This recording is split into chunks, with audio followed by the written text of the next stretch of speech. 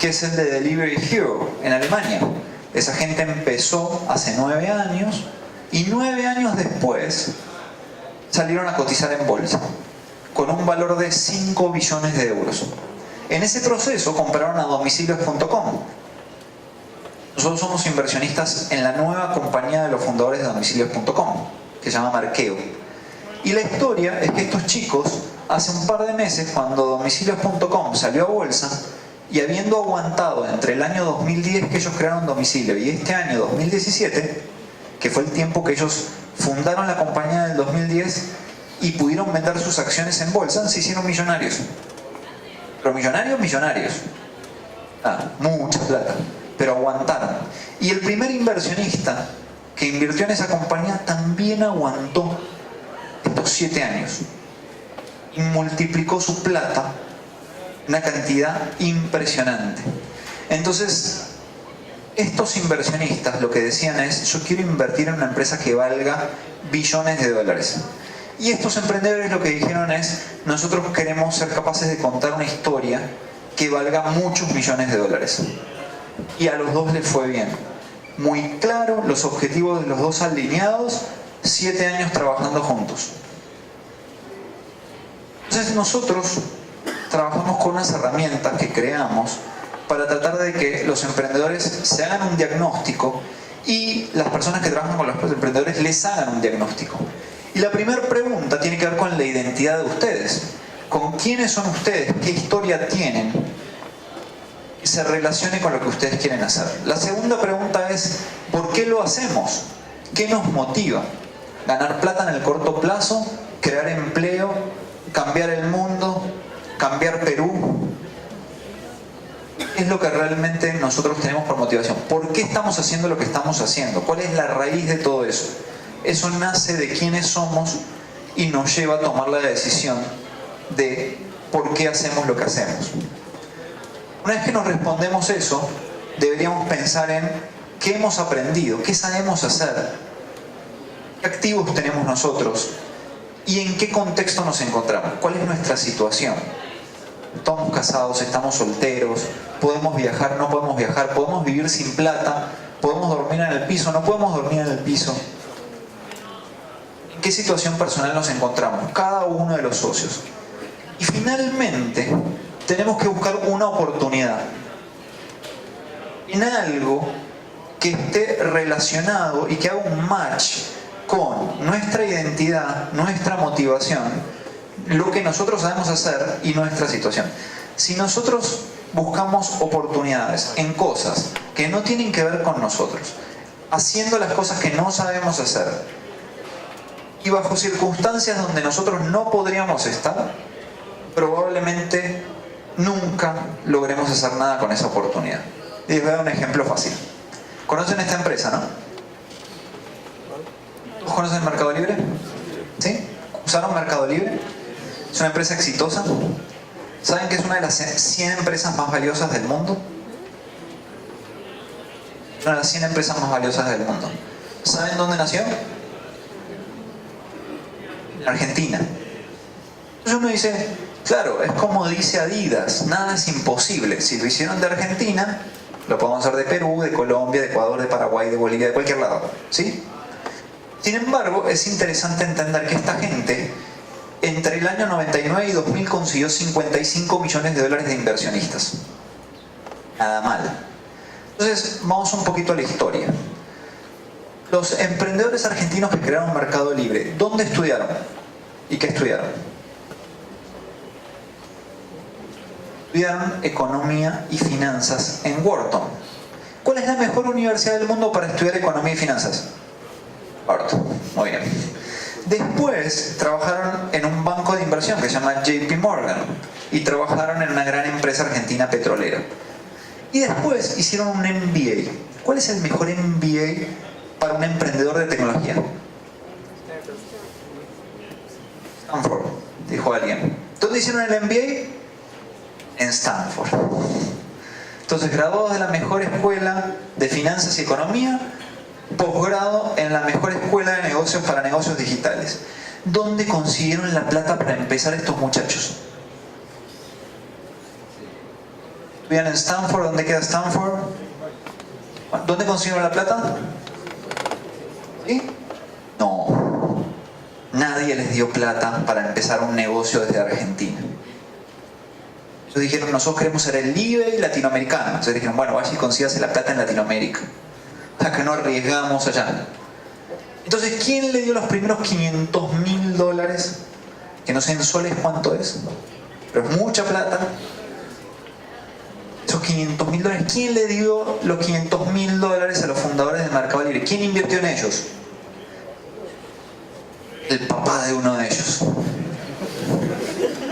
Ahí los conocí yo, año 99, en ese edificio. Yo trabajaba en el último piso, en banca de inversión. Me sentía muy importante, iba de traje, con gemelos, cufflinks, no sé cómo, mancuernas. Iba a trabajar y cuando bajaba al parqueadero, en el garaje estaban estos chicos trabajando en una oficina sin ventanas. Y yo decía, wow, estos emprendedores que están acá luchándola en una oficina sin ventanas, de un edificio que es todo el papá de uno de ellos. Porque todo el edificio era el papá, el mismo papá que puso los $500.000. Dueño de la curtiembre más grande de Argentina. Igual hay que tener muchos, voy a decir una palabra, digamos, como no sé, espíritu, para pedirle a tu papá si tiene $500.000, porque podrían haber perdido toda la plata del papá. Toda la plata del papá, digo, de toda la plata de los $500.000, ¿no? Entonces, y obviamente, la plata que le multiplicaron al papá es inmensa. No sé si el papá esperaba ganar tanta plata con la inversión que había hecho en el hijo. Pero la pregunta entonces es, ¿uno puede montar Mercado Libre, sí o no? Sí, todos podemos montar Mercado Libre. ¿Es más fácil si estudiaste en Wharton y en Stanford y tu papá te puede dar $500.000? También. Es un tema de contexto. A mí muchas veces emprendedores vienen y me dicen, yo quiero montar el próximo Facebook. Y yo le digo, listo, andate a Silicon Valley. Es muy difícil montarlo desde Colombia, desde Argentina, desde Perú. Porque no hay suficientes inversionistas para aguantar todo el tiempo que vos vas a perder plata hasta que desbanques a Facebook como la red social número 1 del mundo. Pero yo no te digo que no lo puedas hacer. Lo que te digo es que tenés que estar en el lugar que tenés que estar. Y hay negocios que son más fáciles montarlos en Colombia, en Argentina y en Perú, y hay negocios que son más distintos. Cuando un emprendedor viene y me dice que está dispuesto a dar todo por su emprendimiento, pero me dice que está casado y con hijos, y yo le digo, vos sos capaz de mudarte de Bogotá a Nueva York para empezar la sede de la empresa. Ya me dice, no puedo, mis hijos están en el colegio. Pero entonces ya tenés un limitante. Entonces uno tiene que saber cuáles son sus limitantes. Uno tiene que saber qué sabe hacer y uno tiene que ser consciente de eso. Si uno es capaz de hacer lo que sea con su vida y arriesgar lo que sea, genial. Y si uno no puede, porque no puede, tiene que saber cómo eso puede limitar la oportunidad. Eso número 1. Número 2. Siempre tenemos que tener en claro que tenemos que estar en un negocio que vale la pena. Tiene que ser atractivo. Warren Buffett es un inversionista que gana mucha plata. Es el tercer hombre más rico del mundo. Y él invierte en empresas que terminan siendo muy ricas. Y él lo que dice es, digamos, y qué pena que está en inglés, no tuve el tiempo de traducirlo, pero él lo que dice es que cuando una empresa que está en un negocio que está complicado contrata a un gran ejecutivo, un equipo muy bueno, lo que termina permaneciendo intacto es la reputación del negocio. ¿Qué significa? Que si tu negocio va a pique, porque ya no hay nada que hacer con ese negocio, no importa quién contrate, si el negocio va mal, va mal. Es como decir, si la persona más inteligente de Perú es contratada para salvar el negocio de los taxis, probablemente lo único que va a pasar es que muera con el negocio de los taxis. Si el negocio de los taxis muere en Perú como está muriendo en otros lugares. Si los diarios están muriéndose y alguien contrata al mejor ejecutivo de Perú para liderar al mejor diario de Perú y los diarios están muriendo porque la gente no lee más diarios, no importa cuán buena sea la persona, está en el negocio equivocado. Entonces, ustedes tienen que saber si están comprometidos, número 1, y número 2, si están en el negocio correcto. Y eso significa que ustedes tienen que saber si hay una estrategia o no hay una estrategia, si tienen una estrategia o no. Estrategia significa que ustedes son capaces de entender dónde competir, con qué competir y cómo competir. Dónde competir significa dónde hay una oportunidad. ¿Dónde hay un negocio para nosotros? ¿Dónde está la posibilidad de que las personas reemplacen lo que consumen hoy con lo que yo les voy a ofrecer? Número 2, ¿qué es lo que les voy a ofrecer para que estas personas cambien de producto o servicio? Y número 3, ¿cómo voy a articular los canales con las actividades claves, con los recursos claves que yo necesito para entregar la propuesta de valor? La propuesta de valor son los beneficios que ustedes le van a generar a alguien por encima de lo que consumía antes. Sin embargo, entregar esos beneficios cuesta plata. Lo importante es que lo que te van a pagar sea más que lo que te cuesta. ¿Uber gana plata? No. ¿Quiénes usan Uber acá? ¿Están contentos con Uber? ¿Sí? ¿Lo prefieren frente a los taxis? Sí. Entonces fíjense, Uber encuentra una oportunidad, que es que ustedes se movilicen en la ciudad más cómodos que con un taxi. Más cómodos, más seguros, sabiendo cuánto van a gastar exactamente de un punto al otro. ¿Sí o no? Esa es la propuesta de valor de Uber por la cual ustedes abandonan el taxi. Sin embargo, Uber todavía no resolvió cómo ganar plata con eso.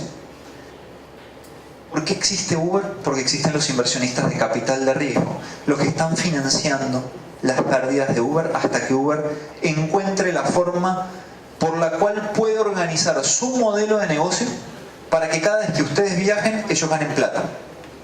Hoy, cada vez que ustedes viajan, Uber pierde plata. ¿Por qué fracasan los emprendedores? ¿Por qué fracasan los startups?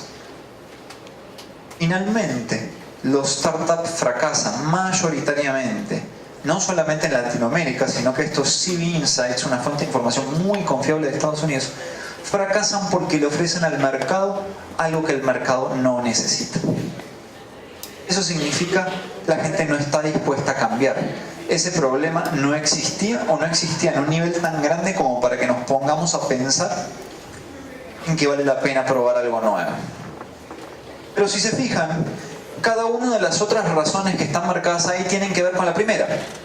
O sea, o no hay una necesidad en el mercado de lo que le están ofreciendo, o no es el equipo correcto. Acuérdense que yo dije que hay 4E, el primero es equipo, el segundo es estrategia, o el producto es muy pobre, que al final tiene que ver con, aunque haya gente que quiere cambiar, tu producto no es muy bueno, o ignoramos a los clientes y lo que los clientes quieren, o el producto se lanzó al mercado fuera de timing, fuera de tiempo.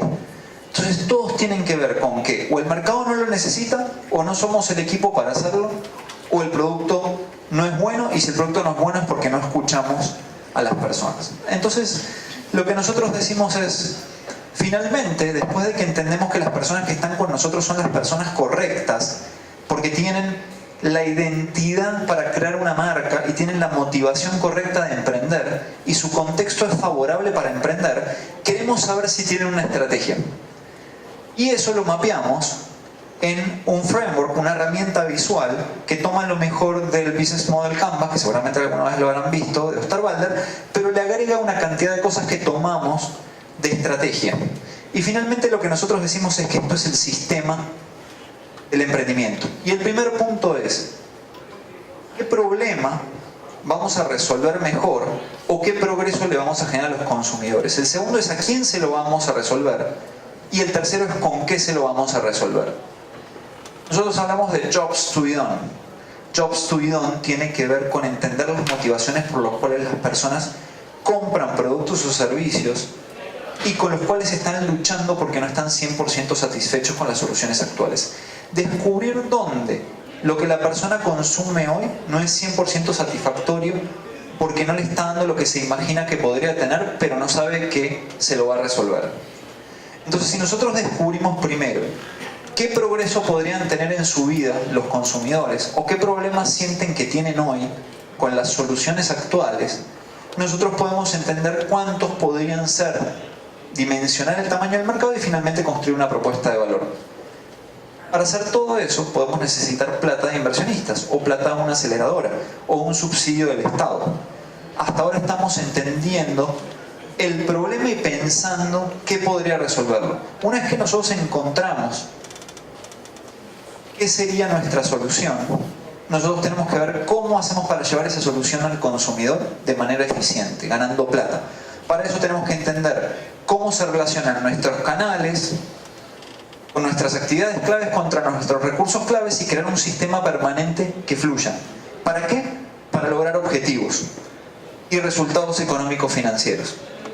Entendiendo todo el tiempo cómo nuestra competencia puede tratar de robarnos lo que nosotros le robamos a ellos, porque si nosotros le robamos, ellos van a querer volver a robarnos lo que le robamos, o van a aparecer nuevos que van a querer robarnos lo que nosotros le robamos a otros. Ladrón que roba al ladrón, dicen. Y por otro lado, ¿qué factores del entorno pueden cambiar todo? Los factores políticos, económicos, sociales, tecnológicos, ambientales y legales.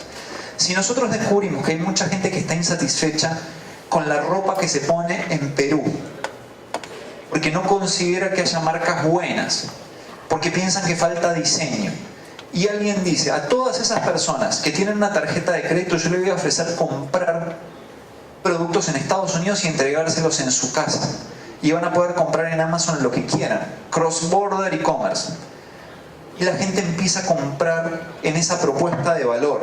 Y yo lo que tengo que hacer es articular mis recursos claves con mis actividades claves y los canales para entregarte lo que vos elegiste de cualquier e-commerce de Estados Unidos en tu casa. Y vos estás feliz porque estás comprando ropa que te gusta más a mejor precio. Sustituiste al proveedor local por una página de e-commerce. Pero un día pasa algo, que es que Perú devalúa su moneda. Algo que no depende del emprendedor. Y en vez de ser 3-1 pasa a ser 6-1. Y cuando vos vas a esa página para comprarte ropa en Estados Unidos, te das cuenta que todo vale mucho más caro ahora. ¿Qué haces? Volvés a comprar en los proveedores locales. Entonces, el que te saca del mercado no es tu competidor, no es tu cliente, sino que es un factor del entorno. Por eso, todo el tiempo tenemos que ver esto como un sistema. Nuestro sistema es todo el tiempo basado en el consumidor, pero entendiendo también lo que puede hacer la competencia y los cambios en el entorno para poder lograr objetivos. Si nosotros mapeamos y monitoreamos todo el tiempo esto, nosotros tenemos dominio de nuestra estrategia. Y ustedes le pueden contar a los inversionistas que ustedes tienen claridad en su estrategia. ¿Dónde está la oportunidad? ¿Con qué la capitalizan? ¿Y cómo hacen que esto funcione? ¿Qué objetivos tienen en el corto plazo? ¿Cuál es su situación económica financiera? ¿Y cuáles son los riesgos del entorno que ustedes van a estar monitoreando todo el tiempo? Y esto es el ciclo completo que nosotros trabajamos con estas herramientas. Al final todos buscamos esto, ganar plata. Los inversionistas buscamos ganar plata. Ustedes pueden tener otras motivaciones, nosotros tenemos que ganar plata. Para eso, ¿por qué? Porque convencimos a inversionistas de que le íbamos a hacer ganar plata. Miren este caso. Este es el caso Skype en el año 2002-2004. ¿Cuántos de ustedes usan Skype? ¿Ustedes saben quiénes fundaron Skype? Son muy jóvenes. ¿Ustedes saben cuál fue el emprendimiento anterior de los fundadores de Skype? Se llamaba Kazaa, con K. K-A-Z-A-A. Un intercambiador de archivos. Ilegal. Por eso los fundadores de Skype estaban prófugos en Europa del Este, creando Skype. ¿Saben cuál es la motivación? ¿Cuál era la motivación en ese momento de los fundadores de crear Skype? Destruir a las telefónicas. Eso es lo que ellos le dijeron a los inversionistas. ¿Ustedes por qué están haciendo esto? Porque queremos destruir a las telefónicas. Porque las telefónicas son demoníacas, porque tienen un monopolio. Claro, imagínense, gente que venía de crear una startup, que lo estaban buscando, estaban prófugos de la justicia, los iban a meter presos. Cuando crearon Kazaa, no crearon Kazaa para ganar plata, eran unos idealistas. Y seguían siendo unos idealistas. Entonces el inversionista le dijo, bueno, wait, yo pongo plata acá es para ganar plata. O sea, muy lindo el ideal de destruir las telefónicas, pero en realidad lo que tenemos que hacer es agregarle valor a los clientes y ganar plata.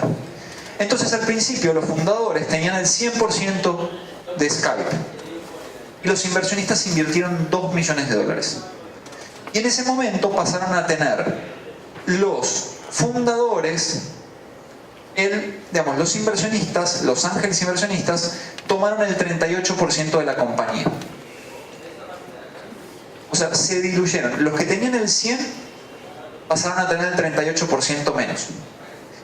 Y después, cuando entraron los inversionistas de capital de riesgo, o sea, primero estaban solos con el 100%, los fundadores. Después pasaron a tener los fundadores el 62% y Los Ángeles el 38%. Y cuando entraron estos inversionistas, pasaron a tener los fundadores el 45%, o sea, menos de la mitad de la compañía, Los Ángeles inversionistas el 27% y los fondos de capital de riesgo el 28%. ¿Se entiende? O sea, se diluyen en etapas. Cada uno que entra pone plata y se diluyen los fundadores. ¿Qué pasó? Que la compañía, 2 años después de que entran estos inversionistas, se vende en 2.600 millones de dólares. Algo, por ejemplo, que en pesos colombianos no podría ni escribir, ¿no? Con todos los ceros que hay ahí. 2.600 millones de dólares, de los cuales los fundadores se ganan 1.180 millones. Los idealistas, ¿no? Idealistas. 1.180 millones. Los Ángeles se ganan 700 millones de dólares. Los que habían puesto 2 millones se ganan 700 millones en 4 años. Y los de Venture Capital, que habían puesto 18 millones, se ganan 720 millones. Todo esto en 4 años, 2002 a 2006. Entonces, este tipo de historias son las que hacen que mucha gente se motive y le dé plata a gestores de capital como nosotros para tratar de que encontremos el próximo Skype, ¿no? Solamente que en Latinoamérica a veces es más difícil. Pero sepan que Skype no nació ni en la Europa occidental, ni en Silicon Valley, ni en Nueva York. Nació en Estonia. En Estonia. Ahí estaban estos señores. Entonces sí se puede. Finalmente, esta presentación se las voy a dejar. Uno puede entender en Latinoamérica este cuadro sin Brasil, Brasil es más complejo, qué hay disponible y en qué montos. Porque tal vez no es tan fácil encontrar fondos que inviertan 18 millones de dólares. Pero, ¿vieron el caso que les conté de Rappi? Primer caso de startup colombiano que consiguió 50 millones de dólares de fondos de Silicon Valley. Entonces, el mensaje es, sí se puede, no es fácil, pero sí se puede. Pero ustedes tienen que estar dispuestos a entender lo que se necesita para llegar a Silicon Valley. Lo primero que se necesita llegar a Silicon Valley es irse a vivir a Silicon Valley. Estos chicos se habían ido hace 6 meses a vivir a San Francisco, cuando consiguieron su financiación. Y finalmente ustedes tienen que saber las cláusulas típicas que le piden los inversionistas, que hoy no las vamos a explicar, pero son cosas que finalmente ustedes tienen que aceptar cuando invierte un inversionista de capital de riesgo. ¿Cómo valoran? ¿Dónde buscar referencias de valoraciones? Esto después todo se lo dejo. ¿Cuánto vale mi compañía? ¿Cómo calculo el valor de mi compañía? Y finalmente, ¿cuál es el mecanismo ideal para recibir financiación? Si deuda convertible, un SAFE o directo a equity, que es directo a patrimonio. Finalmente, el tipo de cláusulas que se negocian con cada tipo de inversionista normalmente en cada etapa. Y unas recomendaciones finales que le quiero dejar antes que Andrés seguramente me quiera hacer alguna pregunta. Y es que ustedes partan siempre de ustedes, de su identidad, que es algo que finalmente es la base de construcción de una marca. Todo esto, yo no soy el experto en ese tema, es Ángela, mi esposa, ella es graduada de filosofía y ella es la que me hizo entender a mí que finalmente todas las grandes marcas que nosotros conocemos como Virgin y muchas otras parten justamente de esa identidad del fundador. Apple parte de la identidad de Steve Jobs, Virgin parte de la identidad de Richard Branson. Y así encontramos, incluso si ustedes miran la película The Founder, la historia de McDonald's, se dan cuenta que al final había unos fundadores originales que no tenían esa motivación para hacer crecer el negocio. Y alguien que lo descubre después, que es el que tiene realmente esa motivación y que está en una situación en su vida donde está jugado. Y el hombre va a matar o morir. Si no la vieron, ojalá puedan en Netflix. Entonces, número 1, ¿quiénes son ustedes? ¿Qué los motiva? ¿Cuál es su contexto? ¿Y qué saben hacer?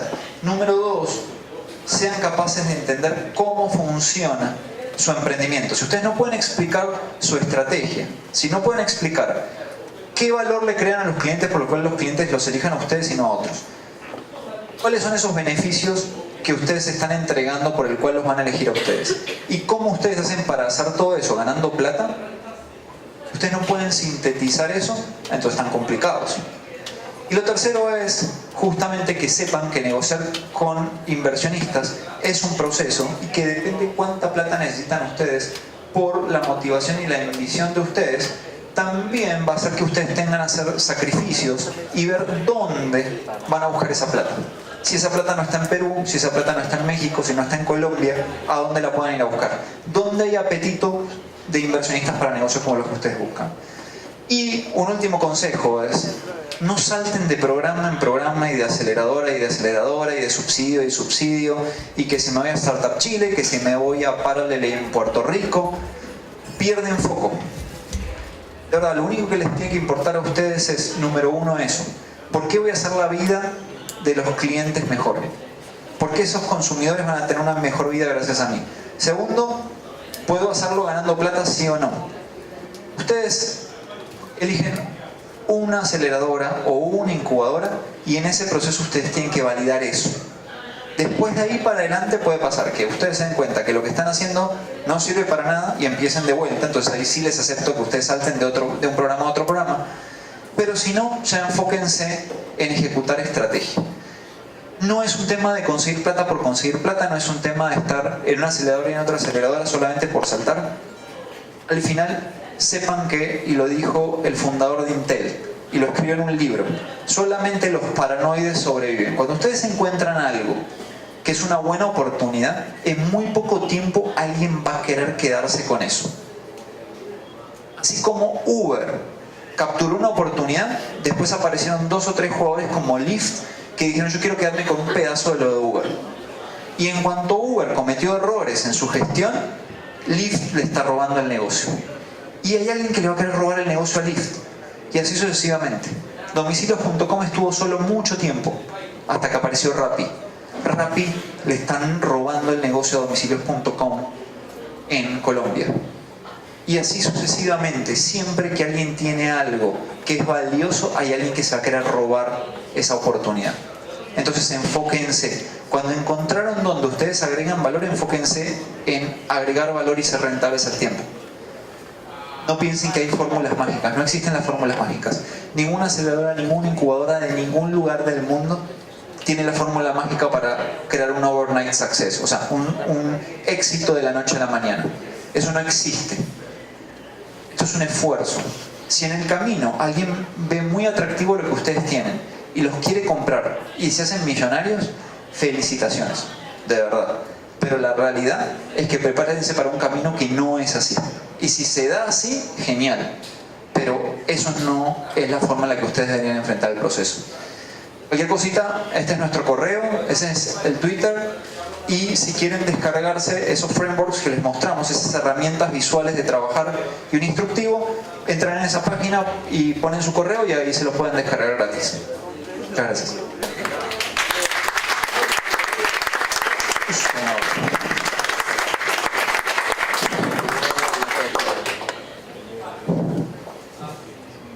Piano.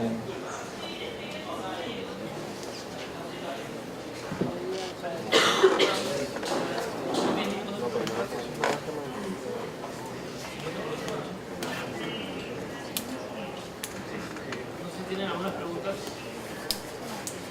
Sí, Esteban, gracias por compartir tu experiencia y conocimiento. Yo he ido ya a varias presentaciones de inversionistas, de cómo funciona, cómo que uno tiene que prepararse como startup para hacer una sesión con inversionistas. Hay varias cosas que me interesan y una pregunta que a mí me quedó, que la verdad antes no la había escuchado, que me da mucho para profundizar es ¿cuál es la consideración de Brasil como un mercado complejo respecto a Latinoamérica? ¿Por qué no puede hablarse de un solo mercado? ¿Cuáles son las diferencias? Bueno, es una buena pregunta. ¿Me escuchan bien si respondo así? ¿Me voy a poner más acá si llego a tomar? ¿No? Bueno, hola. Brasil, además de ser otro idioma, ¿no? O sea, de por sí, tiene unas consideraciones, o varias consideraciones. Número uno, tiene unos temas impositivos bastante complejos en Brasil, entre cada estado. Tiene un tema de que para vos montar una empresa en Brasil tenés que tener socio en Brasil, que es otro tema. Y finalmente es un mercado tan grande que los inversionistas de Brasil quieren que solamente te dediques a Brasil.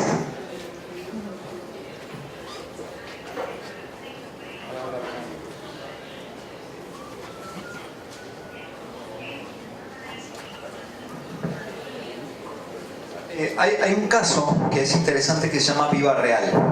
Viva Real es una plataforma de compra y venta de apartamentos, o sea, de publicación de apartamentos para compra y venta, como existen en muchos lugares, como creo que acá es A Dónde Vivir y otros. Y lo fundaron unos emprendedores en Colombia. Y se dieron cuenta que en Brasil, aunque Brasil era gigante, no había ningún sitio que fuera líder en compra y venta de propiedades o en publicación de propiedades que estuvieran disponibles para la venta. Entonces los emprendedores se fueron